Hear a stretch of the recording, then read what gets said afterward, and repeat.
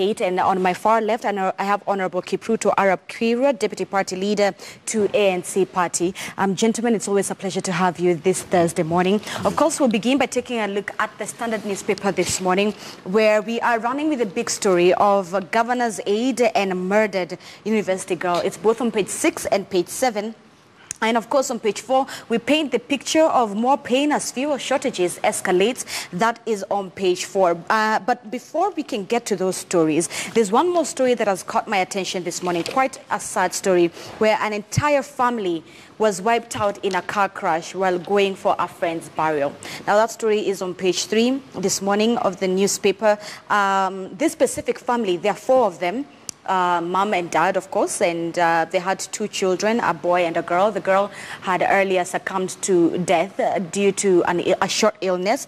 Only for months later, the entire family to be involved in a road accident, wiping the entire family out.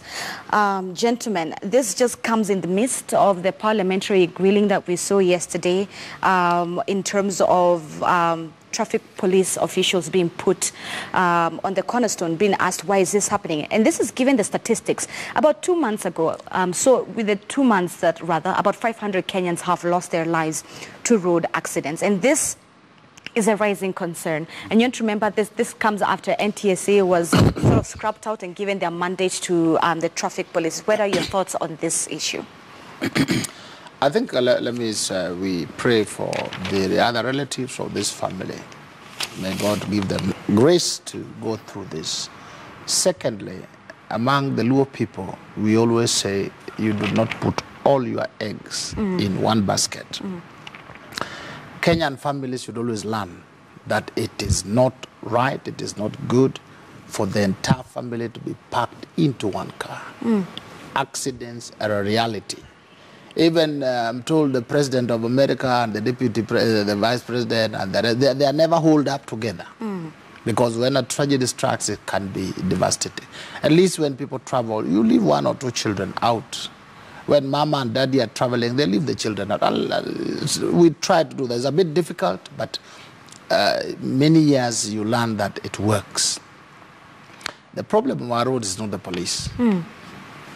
The problem of our roads, if you ask me, what I have seen, what I know, is poor driving. That's why even the good drivers are not safe. Some people are overtaking on the left, some are overtaking on the right, some are driving. And I'm sorry to say, allow me to say this, I don't know whether proboxes, they move on their own. Because they are driven in a reckless manner. Every time you see some recklessness, there's a probox involved. Now, when you want to see this about driving, you will hardly find ladies in road accidents. And when they are involved, they are usually the ones who have been hit.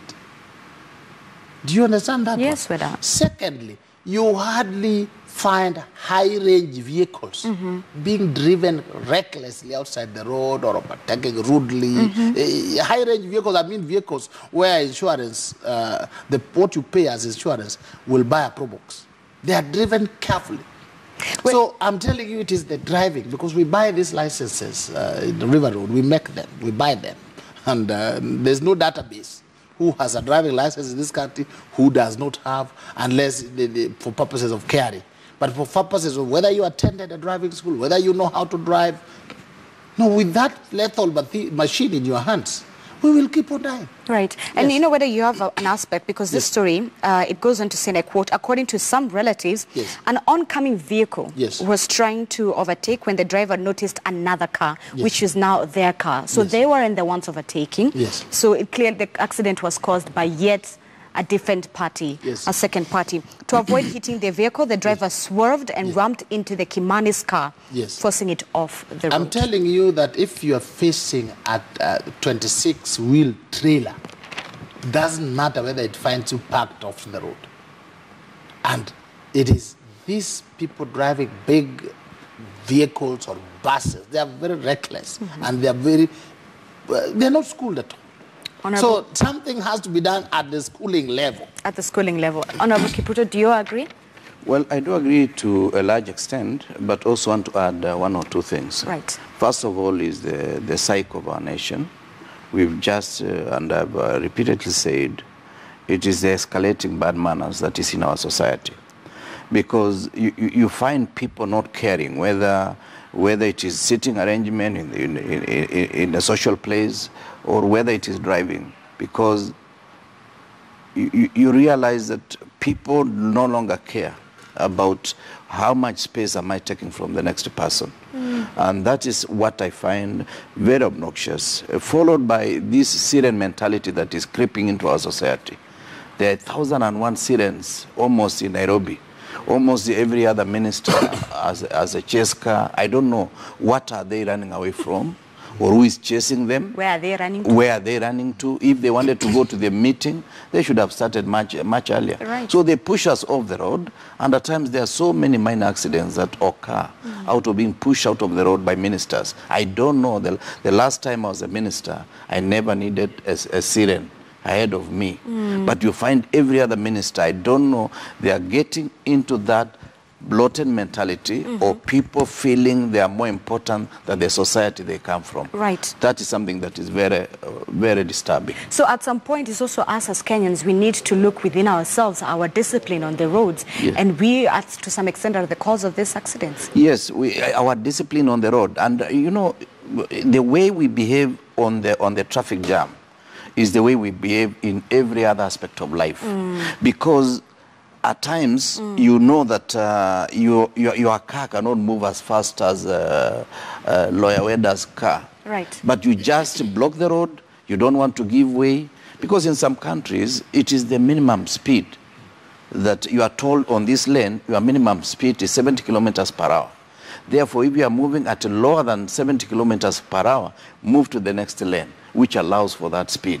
But in Kenya, you find the overtaking lane is occupied by a vehicle that is so slow, then you overtake from, somebody overtakes from the other side. And this is part of the problem that we face.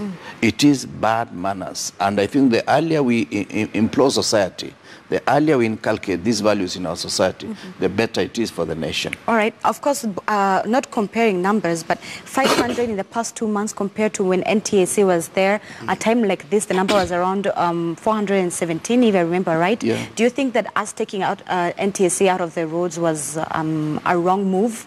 Well, I think the main problem, since is the fact that at times even we have to wait for a policeman to organize us on the traffic.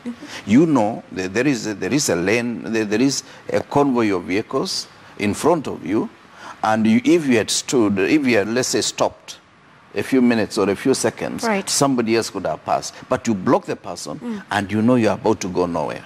So NTSA was sort of a restraint.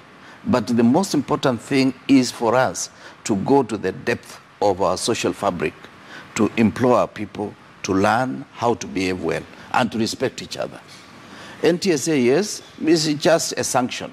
But for how long are we going to have sanctions on top of sanctions? That's why for every other problem, I was seeing even members of parliament the other day saying that they want to pass a law that is going to deal with issues of cancer.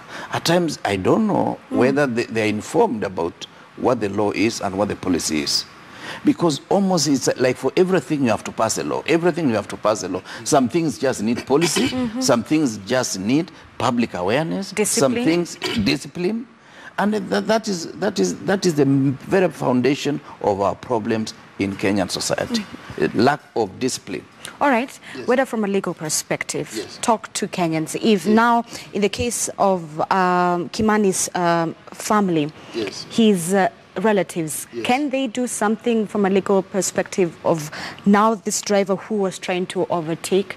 Definitely, I think there will be compensation, although you can't compensate life. But if they have an eyewitness, somebody who saw, and then the police also do not mess up the scene and mess up the things, then I think the family, the extended family, would definitely be paid. They'll recover from the insurance, and the other people may also be prosecuted criminal for dangerous driving. But also allow me to add that maybe, Honorable Kirwa, you forget that you are elected as a member of parliament. Therefore, you had your own confidence first before you became a cabinet secretary. Yes. Cabinet minister. Yes. Some of these people are basic charlatans who have been made cabinet secretaries. They are nobodies.